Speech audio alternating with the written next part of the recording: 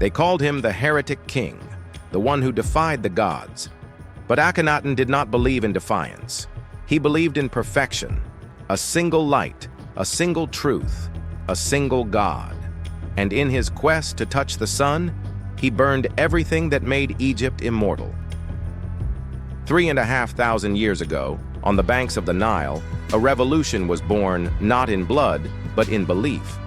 Amenhotep IV, a prince of Thebes, was crowned Pharaoh. But within a few years he would renounce his own name and take a new one, Akhenaten, servant of the Aten, the sun disk. To his priests it was madness, to his people blasphemy. To him it was truth. He declared that there was no Amun, no Ra, no Isis or Osiris, only the Aten, whose light touched all things equally. He erased the old gods from the temples, chiseled their names off stone, and closed the doors of the priests who had ruled for 1,000 years. Then he did something unthinkable. He moved the capital of Egypt, not to Thebes, not to Memphis, but to a place no one had ever lived, a barren stretch of desert he called Aten, the horizon of the sun. There he built a city from nothing, a perfect circle of light where no shadow could fall. He said this was where he would meet his God face to face. But those who build cities for the sun forget that light also creates shadows.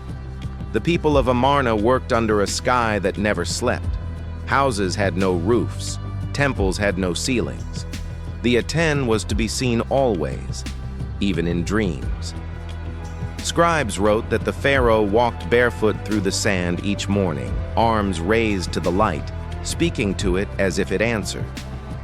Yet behind the stone walls, something else was happening. People vanished for whispering the old names. Temples crumbled, but in hidden rooms the priests of Amun gathered, chanting in darkness. They spoke of a curse that would fall on the Pharaoh who tried to replace the divine. Akhenaten ignored them.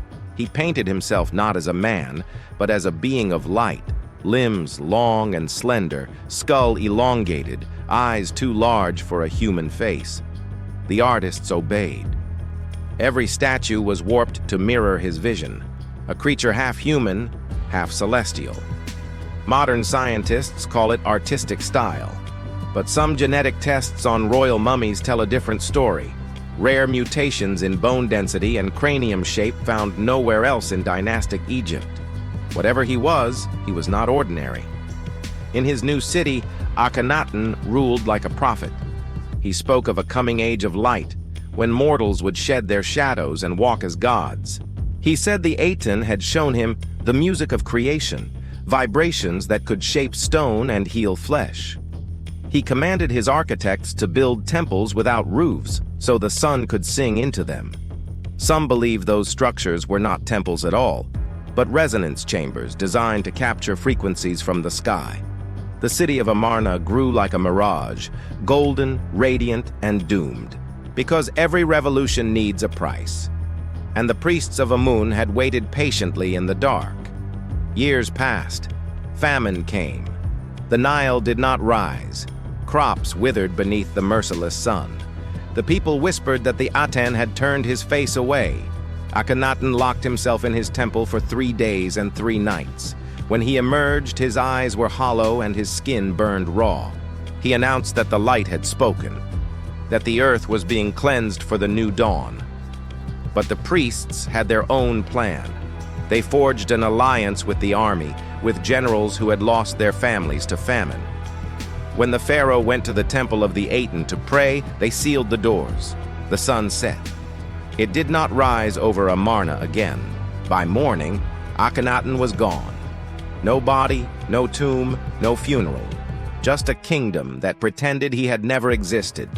His name was erased from stone, his city abandoned to sand, and his dream, the oneness of light, buried with him. Centuries later, when archaeologists dug through Amarna's ruins, they found something strange. A sealed vault beneath the temple of the Aten, a chamber no record mentioned. Inside were 3 stone coffers, each engraved with symbols no Egyptologist could translate. When the first coffer was opened, the air inside was warm, as if it had been sealed yesterday. At the bottom lay a thin slab of mica, covered in etched circles and lines, patterns identical to modern diagrams of sound frequencies. The scientists called it a coincidence. But the microphones in the lab recorded a faint hum whenever the slab was touched by light. The same frequency was later detected in the sand beneath the Sphinx, and then there was the second coffer. Inside, a skull, elongated, delicate, its cranial capacity 20% larger than average human.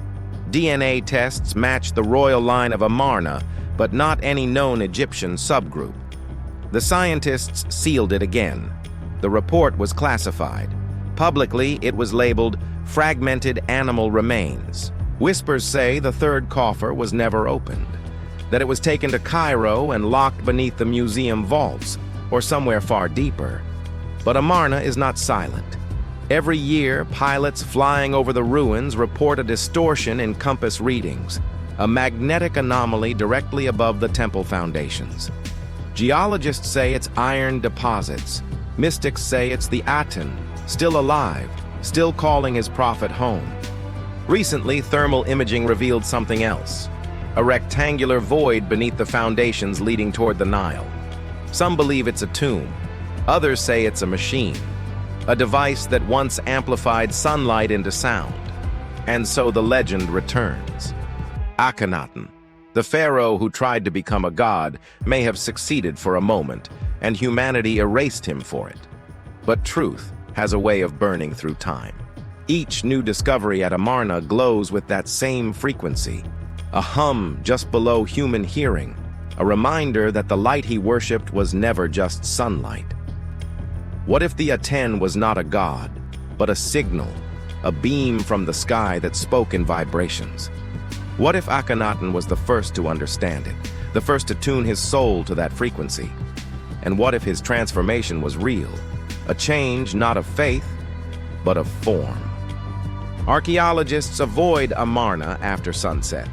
Locals say you can hear singing from the ruins, a single voice rising and falling with the wind. They call it the Song of the Aten. Sometimes, when lightning flashes across the desert, the sand seems to glow from beneath, as if a city still burns under the surface, waiting for its sun to return. Maybe Akhenaten was wrong. Maybe he was mad. Or maybe he was the only one who remembered that the gods were never in heaven. They were here, walking among us, until we forgot their language. And perhaps that's why his name was erased.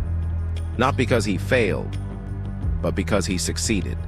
The pharaoh who tried to become a god may have become one, and the world was never ready to see the light again.